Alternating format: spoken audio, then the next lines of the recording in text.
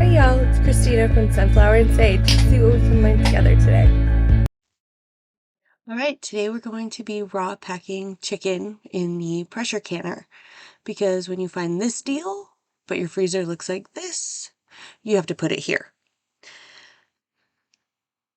So you're going to start with getting your jars ready. We are going to be making spicy chicken today with hot sauce in them for tacos and other things, and so we just pour a little hot sauce in here. About there. This is not a real exact science. It's spicy, so you can add extra if you choose without affecting the canning process. Then you want to chop your chicken into chunks. Say hello to the little guy. And get your jars all filled to about 1 inch of headspace for a quart jar. I like to trim off a lot of the fattier bits and pieces just because that's how we like the end product better. Now, you can do this with chicken, you can do this with beef, pork, whatever it is that you find a good deal on.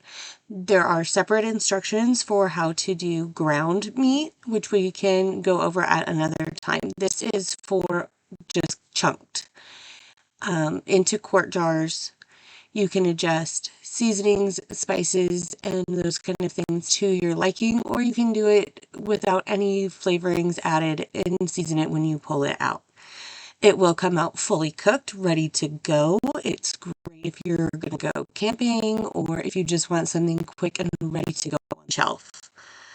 And then you can just pull it out and add it to whatever dish you're making and save you some time. And it's shelf stable, gonna last a long time. No fears about power outages or anything like that. Now, my canner will hold 7 quart jars, so that's how many I will be filling up today. The last one didn't quite get filled to the top, so it will go straight to the refrigerator when it comes out, because without proper headspace, there's no guarantee that there is not a fear of botulism or other foodborne illnesses killed off during the canning process. So we just want to keep it safe, keep it simple. It'll cook it in the pressure canner for us then, but it will not be shelf stable, so it'll go directly into the fridge to be used.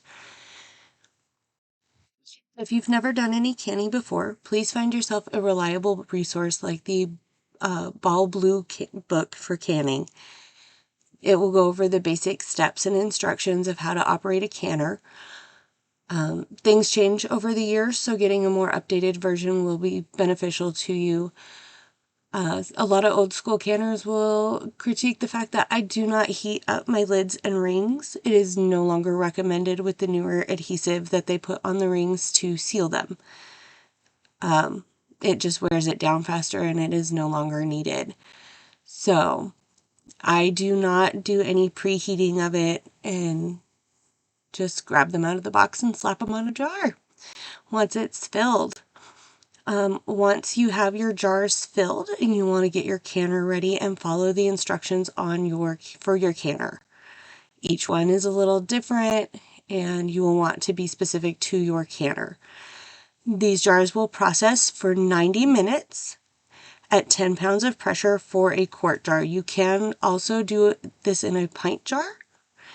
However, we don't generally use pint jars, so I don't really know how long that takes, and I would have to look it up for you.